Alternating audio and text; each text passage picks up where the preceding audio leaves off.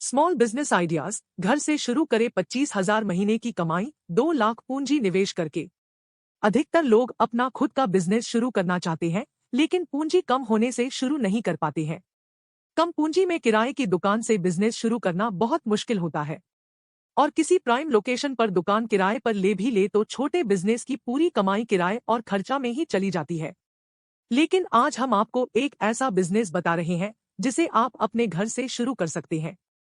आप अपने घर से 2 लाख रुपए में ऑनलाइन स्टेशनरी की दुकान शुरू कर सकते हैं, और इससे महीने के आप 25,000 रुपए बड़े ही आराम से कमा सकते हैं। Small business idea details. यह बिजनेस बहुत ही सिंपल है, इसमें किसी रॉकेट साइंस की जरूरत नहीं है। बिना किसी अनुभव के आप इस बिजनेस को अच्छे से चला सकते हैं।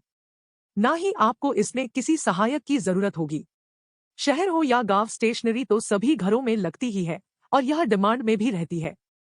इस बिजनेस में कुछ ही प्रोडक्ट होते हैं जो सबसे ज्यादा बिकते हैं, इसलिए माल भी सीमित ही रखना पड़ता है।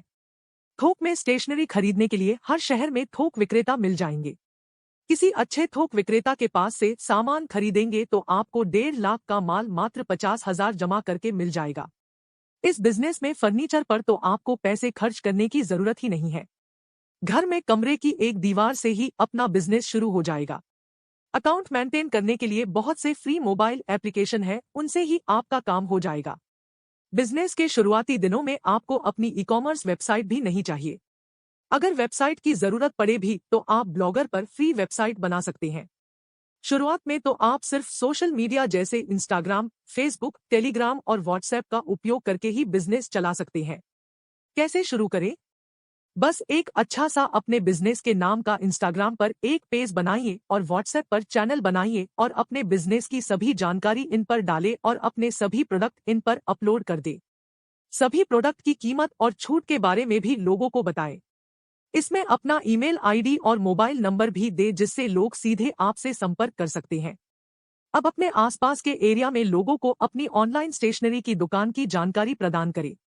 कुछ ही दिनों में आपको ऑर्डर आना शुरू हो जाएंगे, इसमें ज्यादा इंतजार नहीं करना पड़ा है।